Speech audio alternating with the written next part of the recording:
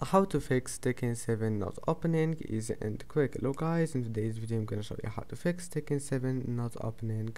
First, right click on Tekken 7, go to properties, compatibility. Now just enable those two options and click OK. After that, close all the applications that you don't need here, like Epic Games. Right click on it, exit, and if you need it, don't close it.